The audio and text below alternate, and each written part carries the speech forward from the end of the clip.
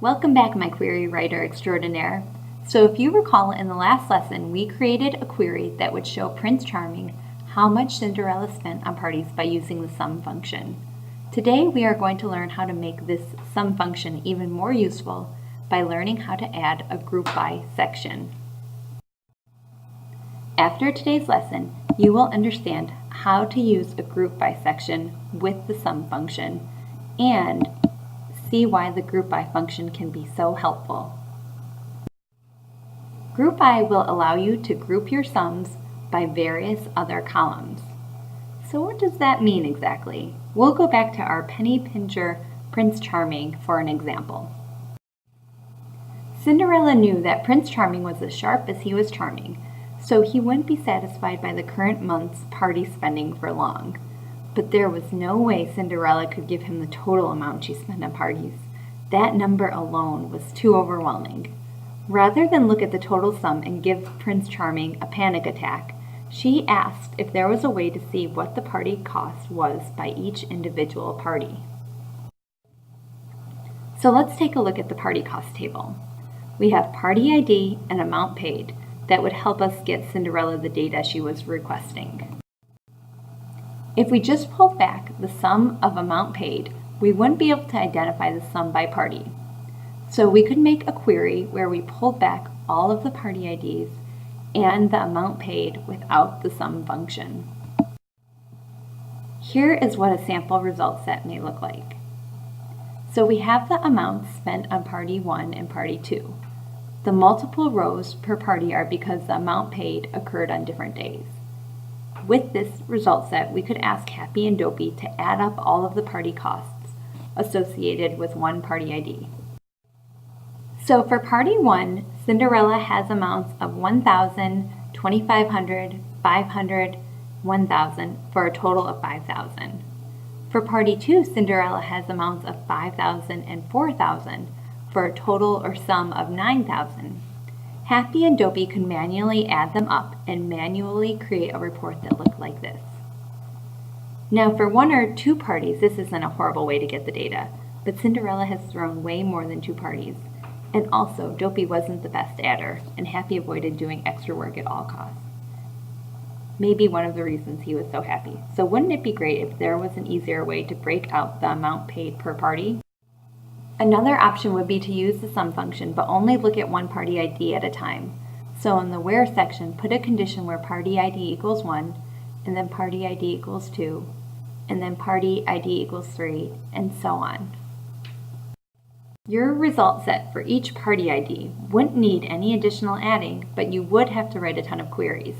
What if there was a better way to break down the sum by each party ID? Luckily there is, and it is by adding a section after the where clause called group by. The group by goes after the where section and tells the sum function to add up the rows by each column in the group by section.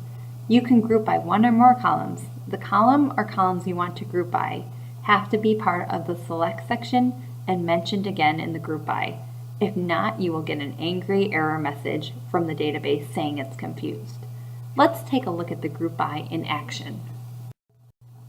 So we are selecting party ID and the sum of amount paid from party cost. We don't have a where section here because we want to return the cost for all parties. So our group by will come right after the from section. It is simply the words group by and then any columns besides the sum column in the select clause. This is telling the database to break up the sum of amount paid by party ID. So a sample of our result set would look like this. We would see each party ID and the total sum of the amount that was spent at that specific party ID. One more example and then we're off to the races. So even when we broke down the total amount spent on parties and not just the individual amount spent per party, the numbers were still pretty high. Cinderella knew if she showed this to Prince Charming without a plan, he would not be pleased. After a discussion with her data analyst dwarves, they came up with an idea. Prince Charming wasn't going to be pleased when he saw the numbers, but if Cinderella had plans for reducing the amount that she spent per party, he may not give her as hard a time. The best way Cinderella could think of for reducing how much they spent was identifying what types of party costs they were spending the most on and then thinking of ways to reduce those specific costs. So Cinderella requested a list of all of the party cost types and how much was spent on each cost type. So if you recall, party cost types were stored in the table Party Cost Details. The two fields we would be interested in are cost and cost type. So without the group by function or sum, we could go through each cost type one by one and see each row of cost. So for example, desserts is a cost type. We could write a query that would bring back all of the costs spent on desserts. Our results would look something like this. We could take these results and add them up until we got the total amount spent on desserts, and then go through each cost type and do the same. But now we know there is a better, easier way using the sum function and group by. We could select cost type and sum of cost from the party cost details table. Since we want to see all party cost types, we don't need anything in our where section, and at the very end of this query, we would also add a group by cost type, so the costs were totaled by each group. And ta-da, here's a sample result set of where Cinderella is spending her money.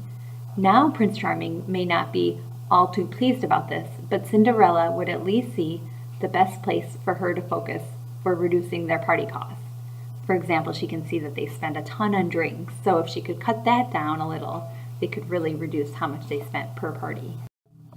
So now that you have seen how the group by section can be very helpful with your sum function, it is time for an activity to practice. Then on to the next lesson where we will continue to put the fun in function.